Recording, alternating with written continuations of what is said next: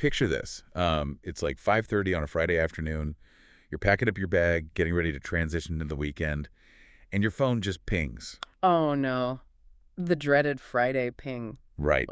It's an email from a colleague, and they've CC'd your manager. You open it up, and it's not just a disagreement over a project. Let me guess, it's personal. Exactly. It is a direct, unfair attack on your character. Yeah. It's slander. You know that feeling, right? Your stomach just completely drops out. Oh, absolutely. Your chest tightens up, your face flushes hot, and suddenly your brain is flooded with this overwhelming, almost primal urge to retaliate, to fire back a blistering response and just, clear your name. Well, yeah, because it's a total amygdala hijack. Hijack. Yeah, I mean, biologically speaking, your brain doesn't really differentiate much between a threat to your physical safety and a threat to your social standing. Wow. Yeah. So when someone slanders you, your nervous system interprets it as a literal survival scenario. The urge to fight back isn't like a character flaw. It's a deeply ingrained evolutionary defense mechanism. Which makes sense on paper, but it leaves us feeling incredibly toxic and exhausted in practice, right? Completely. So the question we're exploring today is this. What if there was a way to let that kind of negativity, that very deliberate toxicity, just pass entirely through you? Like it's not even there. Exactly. What if you could experience an attack like that without it actually altering your internal state or, changing who you fundamentally are? And that is actually the core promise of the material we're looking at for today's deep dive. Yes, it is. We have some amazing source material today. We really do. We're diving into a fascinating translated excerpt of spiritual poetry by Guru Ram Das Ji, a 16th century spiritual leader. That's right. And this specific text is found in the Sikh scripture on pages 719 and 720. It's a section focused on the divine resilience of the humble servant. But before we get into the words themselves, there's a really crucial piece of context here. Which it is? This text is composed in raag bairaaRee. Oh, right. And the concept of a raag completely changes how we should read this. Totally. Because it's not just a poem meant to be read silently in a dusty book. Far from it. I mean, in Indian classical music and the Sikh tradition, a raag is a highly specific musical framework. It's a melodic mode designed to evoke a very particular psychological and emotional state. Like it actually sets the mood. Exactly. Different rags are associated with different times of day or specific seasons, and raag bairaaRee is typically associated with the stillness of the night. The stillness of the night. That's beautiful. It really is. It evokes a sense of deep, almost melancholic yearning that resolves into profound inner peace and detachment. So when this text was created, it wasn't just meant to, deliver philosophical information. No, not at all. It was designed to physically recalibrate the listener's emotional state through music. It's basically a 16th century emotional regulation tool. Exactly. And the standard it sets for the listener is just incredibly high. I mean, the text opens by describing a humble servant who sings divine praises, and then it drops this line. Yeah, the heavy hitter. Right. It says, even if someone slanders the Lord's humble servant, he does not give up his own goodness. Which is such a powerful statement. It is. Yeah. But reading that is inspiring. Trying to live it when you get that Friday afternoon email feels nearly impossible. Well, yeah, because our default mode is to mirror our environment. If someone throws anger at us, we catch it and we just, throw it right back. We do. We let the external situation dictate our internal weather. Right. Okay, let's unpack this, because I was trying to find a good mental model for this. And I kept thinking about the difference between a thermostat versus a thermometer. Oh, that's an interesting way to look at it. Yeah, so when you're dealing with slander, the natural instinct is to just be a thermometer. Meaning you just react to the temperature of the room? Exactly. If someone blows a gust of toxic hot air at you, your temperature spikes. Your trajectory is entirely dependent on the environment around you. You're completely reactive. You have no internal mechanism to regulate yourself. Exactly. But this text is asking us to be a thermostat. Right. A thermostat doesn't just read the room. It sets the temperature. It maintains its own climate, its own goodness, regardless of what the weather's doing outside. That is a brilliant analogy, because a thermostat isn't passive. It's actually actively regulating against the forces trying to change it. Right, it's doing work. Exactly. And if you look at the deliberate phrasing of the poetry, it doesn't say the servant fights the slanderer. The resilience isn't an outward battle. So what is it? The resilience is the sheer, stubborn commitment to your own nature. It's the refusal to let someone else's toxicity become your toxicity. Which shifts the locus of control entirely inward. It really does. Yeah. Because when a person slanders you, their subconscious goal is to exert control over you, or they want to force you into a state of anger or defensiveness. And if you fire back that angry email, they win. They win.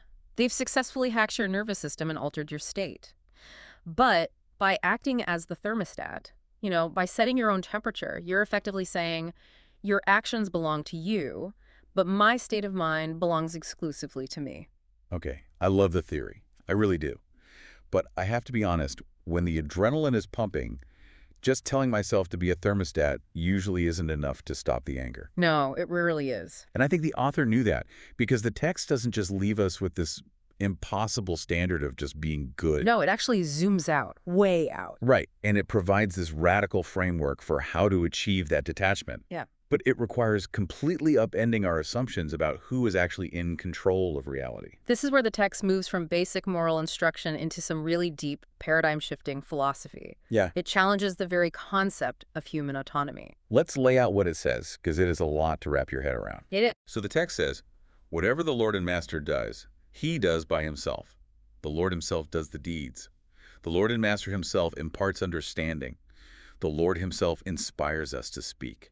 It's pretty uncompromising. It is, and I've got to push back on this because it creates a massive philosophical knot for me. My typo's here. If the divine is doing all the deeds and imparting all understanding and inspiring all the speech, doesn't that include the slanderer? Yes, it would have to. So that means the divine wrote the nasty email. Why are we being slandered if the divine is pulling all the strings? Why would a divine force orchestrate an attack on you while demanding that you maintain your inner goodness? Right. It feels like we're just being set up to fail here. What's fascinating here is that it is the ultimate paradox. But you've zeroed in on the exact psychological mechanism the text uses to dismantle the human ego. Dismantle the ego. How? Well, the worldview presented here is one of absolute, unmitigated divine agency. There's no asterisk saying, the divine does the good stuff, but humans do the bad stuff. Right, it's all-encompassing. Exactly. It's totalizing. If you believe the Lord is the one inspiring all speech and doing all deeds, then the slanderer's actions aren't a personal attack against you. They aren't. No, they are just part of the divine's broader play. So there are no autonomous villains. Exactly. Think about how that changes your perception of the person attacking you. Wow. If you truly internalize this framework, the slanderer ceases to be your mortal enemy. They aren't attacking you with their own malicious free will. They're just a vessel. They are an actor on a stage reciting lines that were handed to them by the director. That is wild. It totally strips away the personal animosity. It really does. Because the ego's favorite fuel is the thought, like, how dare they do this to me? Oh, the ego loves that. But if they aren't actually the ultimate doer, and you are just another character in the same play, there's nowhere for the ego to anchor its outrage. You starve the ego of its narrative. I mean, so much of our daily suffering isn't actually about the words that were said to us. It's about the story we tell ourselves that someone is maliciously, intentionally out to destroy us. Right. When you realize that the slanderer's actions are part of this vast divine play, that realization is exactly what removes the ego from the equation. And that's what makes it possible to hold on to that goodness we talked about in the beginning. Exactly. The sting disappears. It's not about you. It's just the universe operating in a way you can't fully grasp yet. That is so counterintuitive. You would think that believing the universe is orchestrating your pain would make you more angry. Right. But it actually brings this profound detachment. You stop fighting the person in front of you and start observing the broader phenomenon. You're just witnessing the code of reality executing itself. That brings up a huge point, though. If human action and speech are just the software, like the script of the play, what about the hardware? The physical world. Yeah, what about the actual physical stage we're standing on?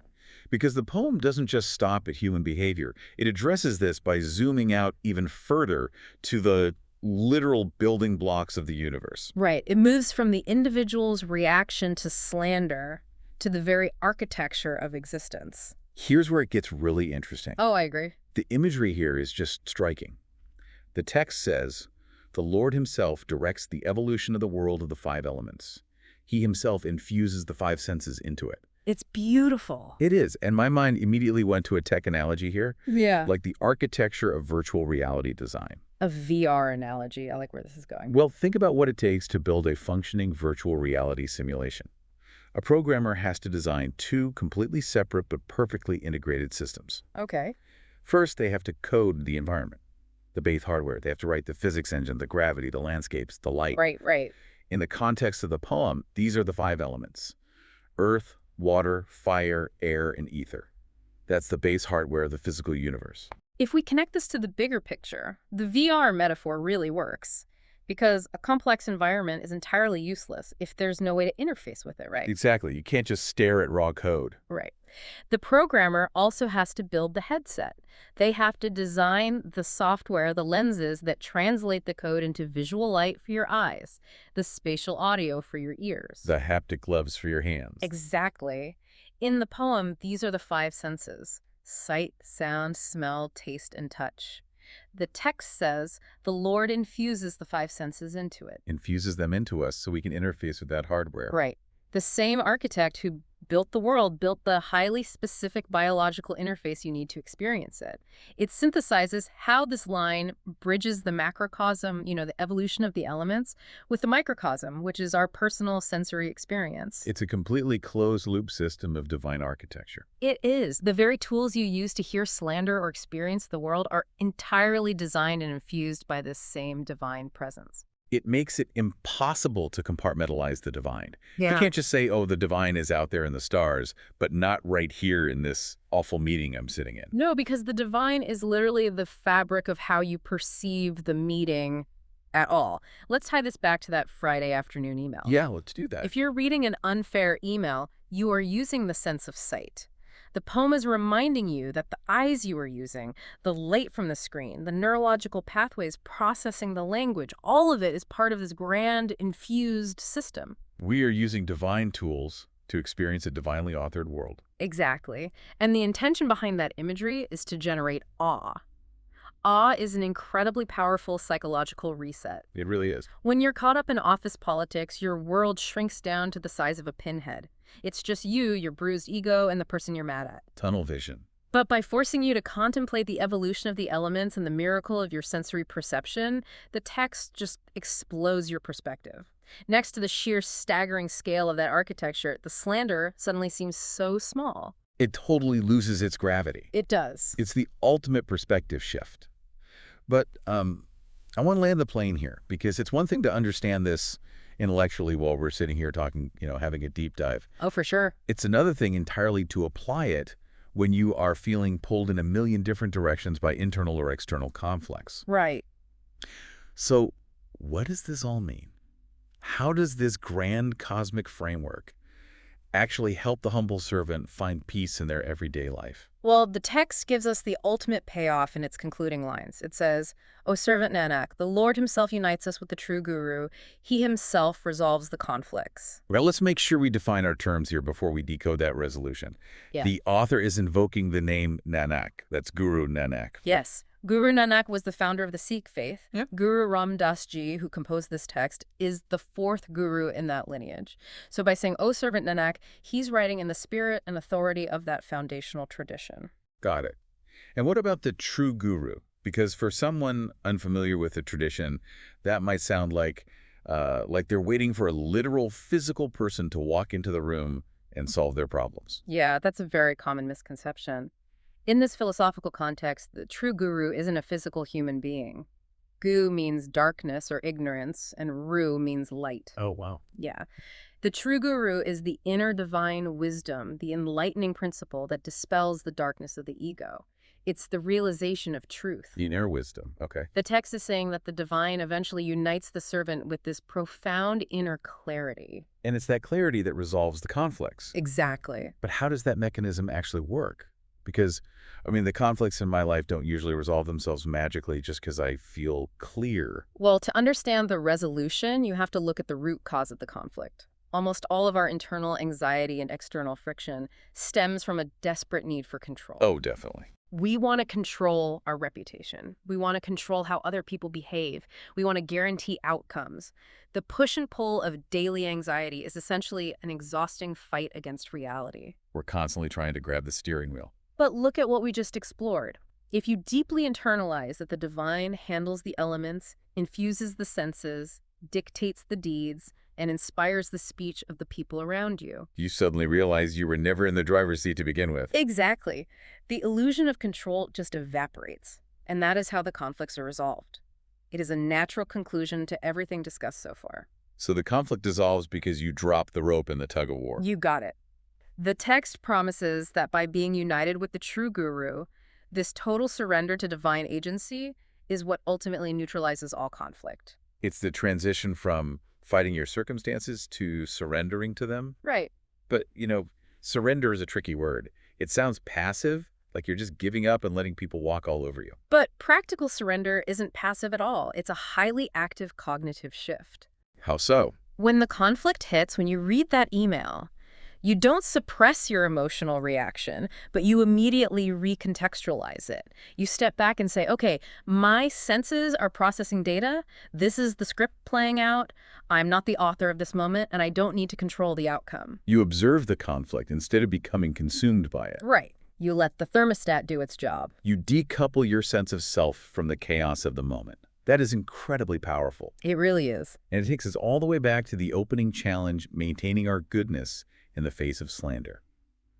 We started with a very grounded human problem. Yeah. And to solve it, the text didn't give us a list of snappy comebacks. It zoomed us all the way out to discover that all actions and speech are divinely inspired. It forced us to transcend the ego entirely. Exactly. We explored how our physical world and senses are a divine construct, and we arrive at this beautiful realization that true peace isn't about controlling our environment, but surrendering to the divine architecture of it. It's a masterpiece of spiritual engineering, condensed into just a few lines of poetry. It really is. It leaves me looking at my own daily frustrations in a totally different light. And before we wrap up today, I want to leave you with one final kind of lingering thought to mull over, building on this idea of our senses. Okay, let's hear it. So the text mentions that the Lord infuses the five senses into the world of the five elements, right? Right, the headset for the virtual reality. Exactly. Our senses are literally divine tools designed to interact with the divine world.